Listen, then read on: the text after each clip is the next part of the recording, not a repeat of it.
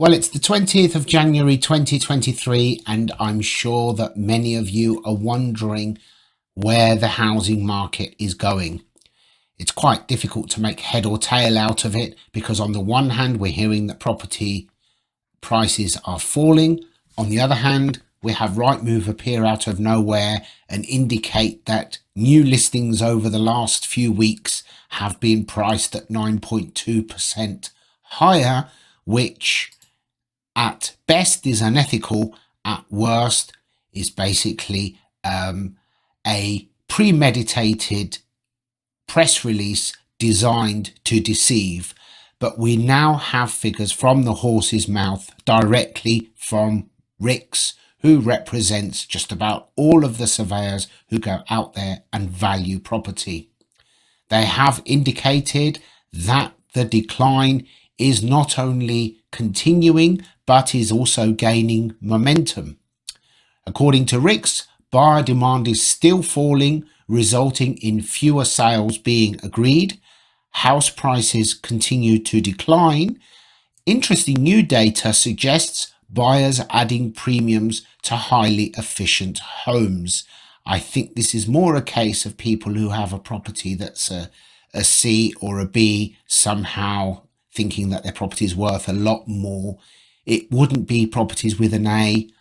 There are less than 40,000 properties in the UK with an EPC rating of an A, which is outrageous. And even more outrageous is that there is no burden of responsibility on developers to build new properties that are at least a B.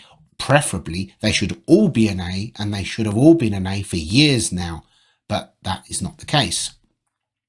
So in December 2022, RICS survey results indicated weakening in sales towards the end of the year. At a national level, the number of the net balance reading for new buyer inquiries in the market also fell. The latest net balance of -23, representing the weakest return for this indicator since September 2021. Agreed sales across the country reported a net balance of -41% among survey participants, indicating a further decline during December. This reading is down from -36% reported in November. Turning to house prices, a national net balance of -42% of respondents reported a decline in prices over the latest survey period. This represents a further weakening relative to the figure of -26% posted in the November survey and indicates the downward price trend gaining further traction. When separated, all regions across England are now seeing prices soften to some degree, with feedback pointing to East Anglia and the South East seeing the sharpest rate of decline in net balance terms. Now, if you take a look at the historical chart that I'm just posting now, you will see that what is alarming is not only that this is equal to, if not greater than, the fall in 2008 so far, and we haven't even started yet, but it is also the sharpest fall in decades. This is directly from RICS.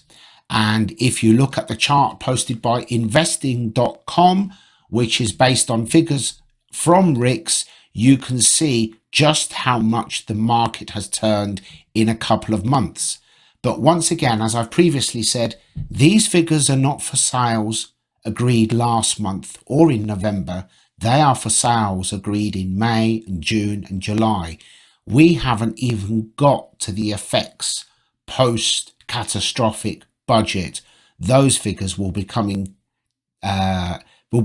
published probably in at least another 3 or 4 months, if not longer. So expect even sharper falls in the next few months.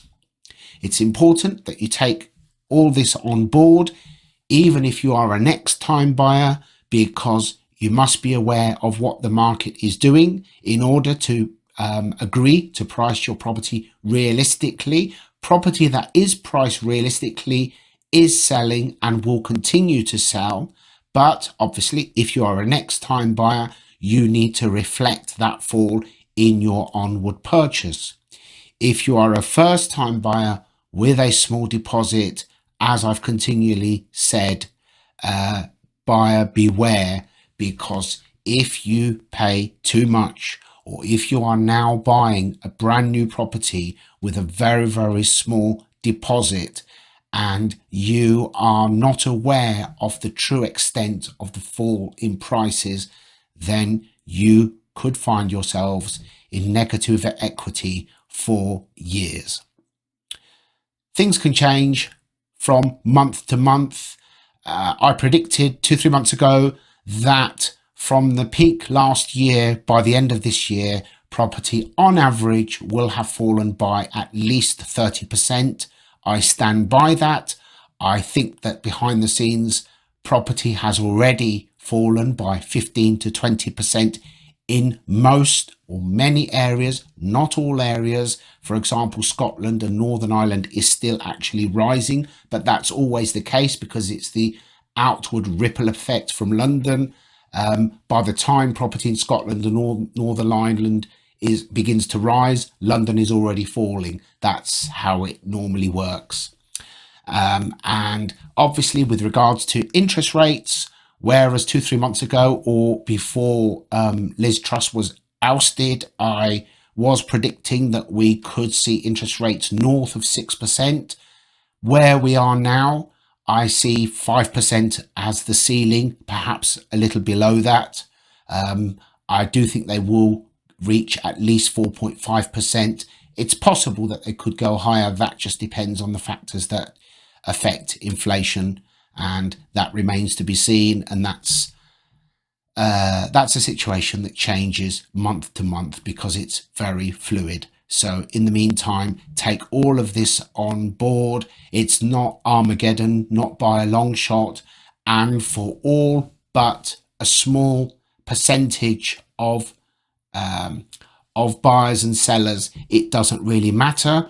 Where it will really make a significant impact is for, say, buy-to-let landlords. If you're leveraged at 75% loan to value at last year's prices and you have a portfolio with fixed deals that are due to end over the next year, you could find yourself, when you come to refix, that you do not have enough equity, if any, to be able to change lenders or refix. So you need to be realistic with your situation, because if your fixed deal ends and your interest rate doubles or even triples and you do not have hardly any equity to be able to move to another fixed deal, will you still be able to afford to continue as you are? Obviously, depending on your income, then